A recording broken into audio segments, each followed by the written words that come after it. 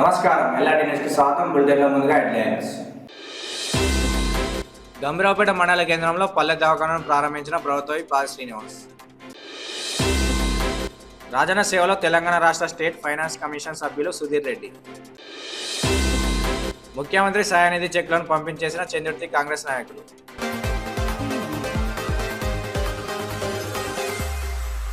కాంగ్రెస్ ప్రభుత్వం ఎన్నికల్లో ఇచ్చిన హామీ మేరకు మధ్య మానవ భూ నిర్వాసితులకు ఉపాధి కల్పించాలని CPM party convener Gurajala Sridhar demand చేశారు. భూ నిర్వాసితులకు ఉద్యోగ అవకాశాలు కల్పించే విధంగా కారిడార్ ఏర్పాటు చేస్తామని కాంగ్రెస్ ప్రభుత్వం ఇచ్చిన హామీ నెరవేర్చుకోవాలని అన్నారు. అధికారంలోకి వచ్చి సంవత్సరం పూర్తి కావస్తున్నా ఇప్పటికీ కారిడార్ కు సంబంధించి విధి విధానాలు రూపకల్పన చర్యలు చేపట్టడం లేదని వాపోయారు.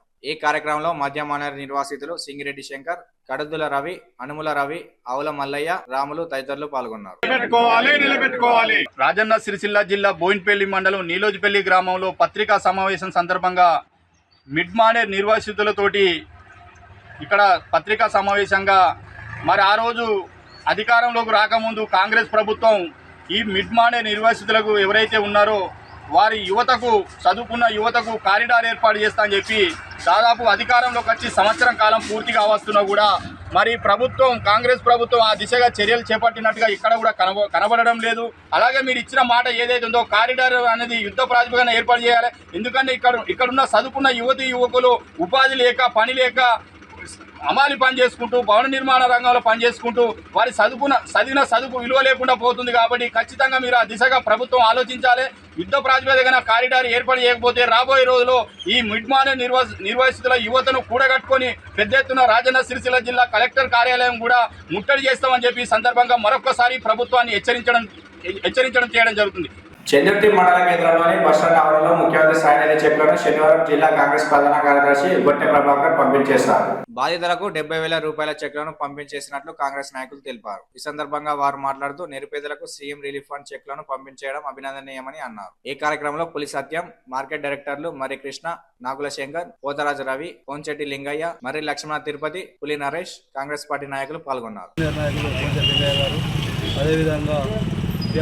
వ్యాక్సిన్ సంబంధించిన మన నాగుల శంకరయ్య, మర్రి కృష్ణ గారు అందరి ఆధ్వర్యంలో ఈరోజు మన కోచెట్టి తిరుపతి, మన పోతరాజు, మరి లక్ష్మణ ఆధ్వర్యంలో గౌరవనీయులు ఎమ్మెల్యే గారి సహాయ సహకారాలతో, మన రాష్ట్ర ముఖ్యమంత్రులైన రేవంత్ రెడ్డి గారి సహాయ సహకారాలతో ఈరోజు ఇంచుమించు దాదాపు ఒక 70,000 రూపాయల దాకా మన ఇద్దరికి చంద్రుర్తి గ్రామానికి చెందిన ఇద్దరికి ఇవ్వడం జరిగింది. ఎందుకంటే గతంలో టీఆర్ఎస్ ప్రభుత్వం కూడా ఇంత తొందరగా ఇవ్వలేదు. ఇప్పుడు దాదాపు 3-4 నెలలలోనే రావడం జరుగుతుంది. ఎందుకంటే దీనికి సంబంధించిన మన ఎమ్మెల్యే గారు సీరియస్గా ఏ పనైనా కానీ ముందుండి ప్రజలకు సేవలో ముందుంటుండు. కాబట్టి ఎమ్మెల్యే గారికి మా చంద్రుర్తి పక్షాన కృతజ్ఞతలు తెలుపుతున్నాం. కాంగ్రెస్ ప్రభుత్వం ఇచ్చిన మాట కట్టుబడి ప్రాంత ప్రజల చిరకాల వాంఛలను సాకారం చేస్తుందని ప్రభుత్వ పాల్ శ్రీనివాస్ పేర్కొన్నారు. గంభీరావుపేట మండలం దమ్మన్నపేట గ్రామంలో పల్లె దవాఖాన ప్రారంభించి గోరంటాల గ్రామంలో 65 లక్షలతో చేపట్టనున్న శాతారం నూతన బ్రిడ్జి నిర్మాణానికి శంకుస్థాపన చేసి అనంతరం ఆంజనేయ స్వామి ఆలయాన్ని దర్శించుకున్నారు. ఈ సందర్భంగా ప్రభుత్వ పాల్ శ్రీనివాస్ మాట్లాడుతూ 9వ ప్యాకేజ్ మల్కపేట రిజర్వాయర్ ద్వారా ఈ ప్రాంతాన్ని సస్యశ్యామలం చేస్తామని అన్నారు. ఈ కార్యక్రమంలో సిరిసిల్ల నియోజకవర్గ ఇన్ఛార్జ్ కేకే మహేందర్ రెడ్డి, గ్రంథాలయాల చైర్మన్ నాగుల సత్యనారాయణ, ఏఎంసీ చైర్మన్ కొమిరిశెట్టి విజయ, రాష్ట్ర నాయకులు కొండూరు గాంధీ, రాష్ట్ర అధికార ప్రతినిధి పరశ హనుమాన్లు, రాష్ట్ర నాయకులు నర్సయ్య, సంగీతం శ్రీనివాస్, మండల అధ్యక్షులు ఎండి అమిత్, కాంగ్రెస్ పార్టీ నాయకులు, కార్యకర్తలు, అధికారులు తదితరులు పాల్గొన్నారు.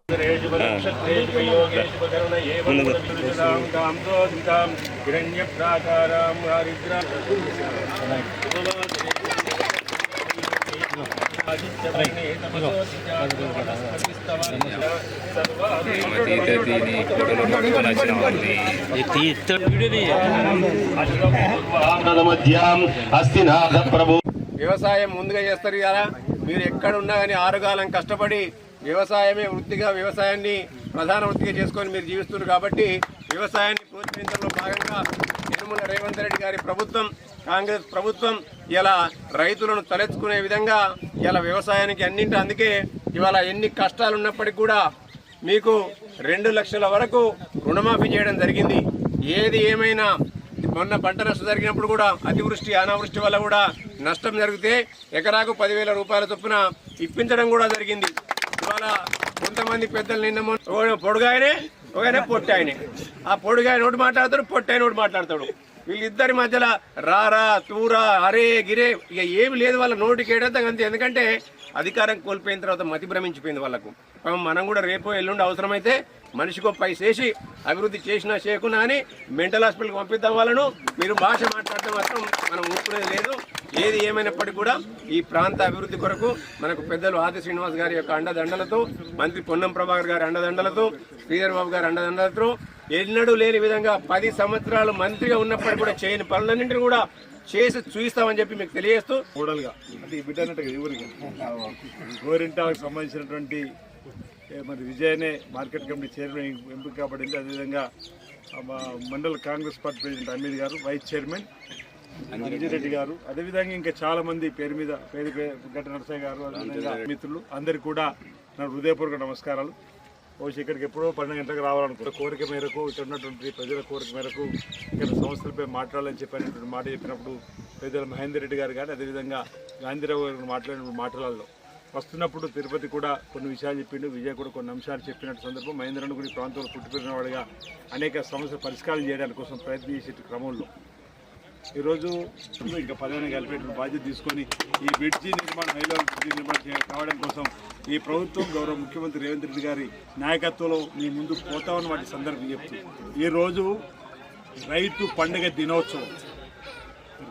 పండుగ దినోత్సవాన్ని గౌరవ ముఖ్యమంత్రి రేవంత్ రెడ్డి గారి నాయకత్వంలో వ్యవసాయ శాఖ మార్చులు మన ఉమ్మడి నాగేశ్వర గారి ఆధ్వర్యంలో మహబూబ్నగర్లో పెద్ద ఎత్తున కార్యక్రమం జరుగుతోంది. అందరు మంత్రులు వెళ్తున్నారు, మేము కూడా అక్కడికి వెళ్లాల్సి ఉండే ఈరోజు సాయంత్రం 4 గంటలకు అన్ని రైతు వేదికల దగ్గర కూడా ఈరోజు లైవ్లో రేవంత్ రెడ్డి గారు మాట్లాడిన మాటలు వినడానికి కోసం కూడా ఏర్పాటు చేయడం జరిగింది. ప్రధానంగా ఒక విషయాన్ని ఇక్కడ ఉన్న రైతు సోదరులు ఎప్పటి కోసం ప్రయత్నం బీసీలను చైతన్యం చేసి బీసీ హక్కుల పరిరక్షణకు పాటుపడతానని బీసీ సంక్షేమ సంఘం రాజన్న సిరిసిల్ల జిల్లా అధ్యక్షులు పరశురాం తెలిపారు. ఈ సందర్భంగా వారు మాట్లాడుతూ బీసీ జాతీయ అధ్యక్షుడు ఆర్ కృష్ణయ్య ఆదేశాల మేరకు మండల కమిటీ వేసినట్లు తెలిపారు. బీసీల హక్కుల పరిరక్షణ కోసం, న్యాయమైన డిమాండ్ల సాధన కోసం గ్రామాన బీసీలను చైతన్యం చేసి పోరాడతామని తెలిపారు.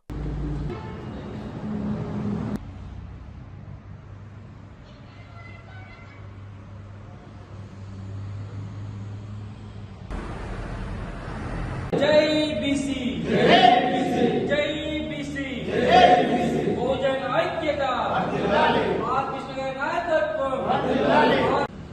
ఈరోజు బీసీ వెల్ఫేర్ అసోసియేషన్ నియోజకవర్గ ఇన్ఛార్జిగా నాకు నియామక పత్రం అందజేసిన రాజన్న సిరిసిల్ల జిల్లా అధ్యక్షుడు మేక పరశురాం గారికి, అలాగే జాతీయ అధ్యక్షుడు నా ఆర్ కృష్ణయ్య గారికి, తోటి సభ్యులకు, మండల అధ్యక్షులందరికీ కృతజ్ఞతలు తెలుపుతూ ఈరోజు వేములవాడలో బీసీ సంక్షేమ సంఘం బంధువులు అందరి సమక్షంలో వివిధ మండలాల అధ్యక్షుల వారిని, మండల కమిటీలని నియామక పత్రాలు అందజేయడానికి ఇటు కార్యక్రమానికి ఇచ్చేసిన ముఖ్య అతిథి గౌరవ జిల్లా అధ్యక్షుల వారు మేకల పరశురాం గారికి సాధారణ ఆహ్వానం తెలియజేస్తూ ఇటు కార్యక్రమాన్ని, బీసీ ఉద్యమాన్ని మరింత ముందుకు తీసుకెళ్లడానికి విస్తృతంగా ఉద్యమాన్ని చేపట్టాము. అందులో మండల కమిటీలు, జిల్లా కమిటీలు, జిల్లా అధ్యక్షుల వారి ఆధ్వర్యంలో ఆర్ కృష్ణయ్య గారి నేతృత్వంలో ఈ ఉద్యమాన్ని మరింత ముందుకు తీసుకెళ్తామని చెప్పేసి సంక్షేమ సంఘం జాతీయ అధ్యక్షులు ఆర్ కృష్ణయ్య గారి ఆదేశాల మేరకు ఈరోజు రాజన్న సిరిసిల్ల జిల్లాలోని పలు మండలాల్లో మండల కమిటీలు మరియు నియోజకవర్గ కమిటీలు ఎన్నుకోండి. ఈరోజు ముఖ్యంగా నియోజక ఇన్ఛార్జిగా అరుణ్ తేజచారి గారిని, సోషల్ మీడియా కోఆర్డినేటర్గా ఎలేందర్ గారిని, వేములవాడ రూరల్ మండల అధ్యక్షుడిగా దాన తిరుపతి గారిని, అదేవిధంగా చంద్రుతి మండల ప్రెసిడెంట్గా అమరబండ ప్రసాద్ గారిని ఎన్నుకోవడం జరిగింది. సో మా గ్రామాలలోకి వెళ్ళి బీసీలకు జరుగుతున్న అన్యాయాన్ని, గ్రామాల్లో బీసీలను చైతన్యంగా తీసుకోవాల్సిందిగా తగు సూచనలు తెలియజేయడం జరిగింది. ఇట్టి కార్యక్రమంలో పాల్గొన్న జిల్లా ప్రధాన కార్యదర్శి గోపి గారికి, అధికార ప్రతినిధి రమేష్ గారికి, కార్యదర్శి మల్లేశం గారికి, నరేందర్ గారికి మరియు వివిధ హోదాలు ఉన్న అందరికీ ప్రతి ఒక్కరికి ధన్యవాదాలు తెలుపుతున్నాను. వేములవాడ శ్రీ నారాయణేశ్వర స్వామి వారిని శనివారం తెలంగాణ రాష్ట్ర స్టేట్ ఫైనాన్స్ కమిషన్ సభ్యులు సంకపల్లి సుధీర్ రెడ్డి కుటుంబ సమేతంగా దర్శించుకొని ప్రత్యేక పూజలు నిర్వహించారు. అనంతరం నాగిరెడ్డి మండపంలో ఆలయ అర్చకులు శేషవస్త్రం కప్పి లడ్డు ప్రసాదం అందజేశారు.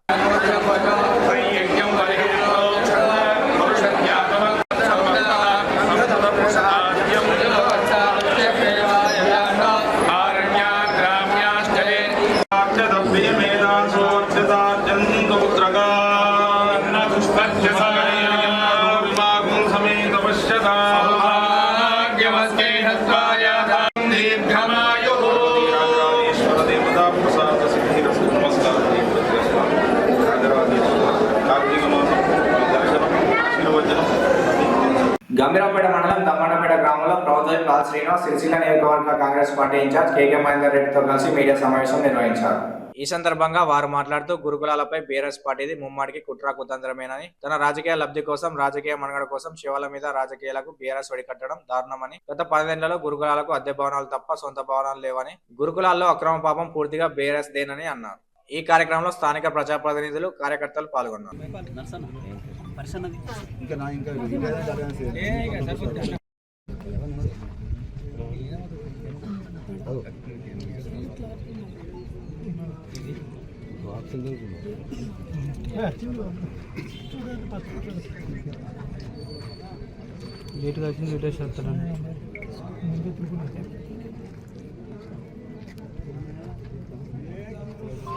గంభీరావుపేట ప్రెస్ మిత్రులందరూ కూడా నమస్కారాలు. ఇప్పుడు జిల్లా కాంగ్రెస్ తరఫున ఒక ప్రెస్ మీట్ చేయవలసిన పరిస్థితుల్లో మీ మధ్యలో జిల్లా నాయకత్వం అంతా కూడా ఉంది. మీ అందరి పేరు మీ అందరికీ ఐడియా ఉంది.